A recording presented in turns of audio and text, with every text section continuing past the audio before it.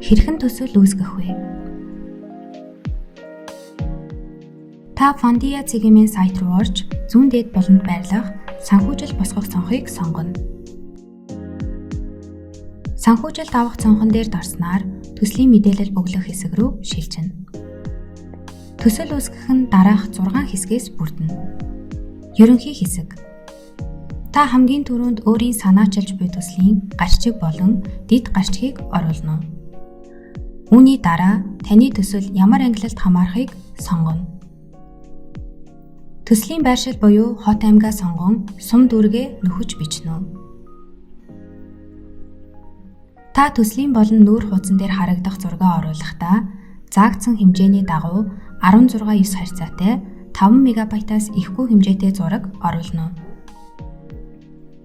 Та мэдээлэлээ оруулж дууссан бол дараах товчон дээр дарснаар оруулсан мэдээлэл хадгалагдаж дараагийн хуудас руу шилжинэ. Дэлгэрэнгүй хэсэг. Төслийн дэлгэрэнгүй хэсэг дээр өөрийн төслийг ойлгомжтой, бүрэн мэдээлэл олгох байдлаар танилцуулан бичиж, нэмэлтээр танилцуулга бичлэг, хавсрал зургийг оруулах боломжтой. Төслийн түүх хэсэгт төслийн санаа хэрхэн бий болсон, нийгэмд ямар асуудлыг шийдвэрлэх зорилготой талаарх түүхээ оруулна. Төслийн эрсдлүүд. Таны төсөлд учирч болох гинтийн эрсдэл болон түүнийгээ хэрхэн шийдэх талаар бичнэ. Энэ нь санхүүжилт олгож буй хүнд илүү ихтгэл төрүүлэх, эргэлзээг нь арилгах боломжийг олгож байгаа юм. Та дэлгэрэнгүй мэдээлэлээ оруулж дууссан бол дараах товчон дээр дарснаар санхүүжилт хэсэг рүү шилжинэ.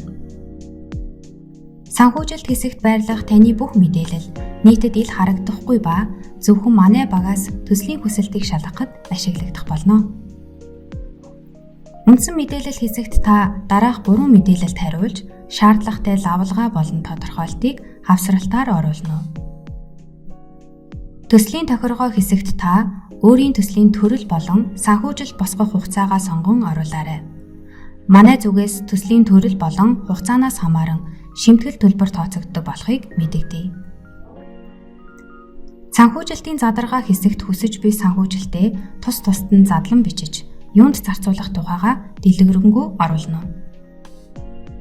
Шимтгэл болон төлбөр хэсэгт таны санхүүжилтийн задаргаа автоматар бодогдсон, нийт босгох мөнгөн дүн харагдах ба доод баганд Fondia шимтгэл суудгах дүн тооцогдсон харагдах болно. Ингээд та санхүүжилт хэсгийг нөхсөн бол дараах товчон дээр дарж хадгалснаар багцын хэсэг рүү шилжинэ. Хэрвээ та хандив дээр суурилсан санхүүжилт сонгосон бол нэг удаа танд хандив өгөх хамгийн бага болон их мөнгөн дүнг оруулан хандив өгсөн хүндээ талархлын үгийг үлдээнэ үү?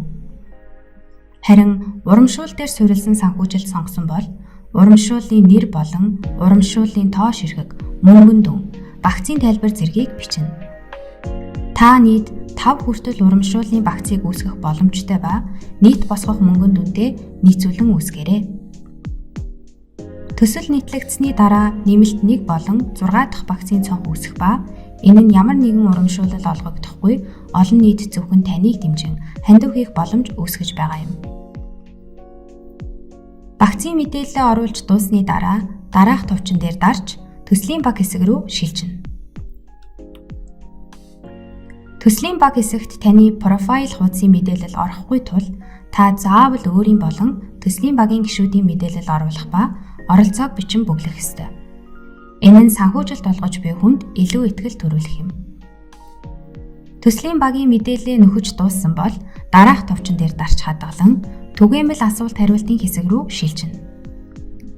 Төсөлтэй холбоотой нийтлэг асуулт хариулт үүсгэх хэсэг гарч ирэх ба олон нийт таны төсөлтэй холбоотой боломжит асуултуудыг бодон бичиж түүндээ хариулж бичээрэй. Ингээд дараах товчон дээр дарснаар үйлчилгээний нөхцөлтэй танилцсан зөвшөөрснөөр таны төсөл Fondia цэгийн рүү илгээгдэх болно. Бид таны илгээсэн төслийн хүсэлтийг ажлын 13 хоногийн дотор шалган платформд нийтлэх хэсэг шийдвэрийг гарган мэдэгдэнэ. Танд амжилт хүсье.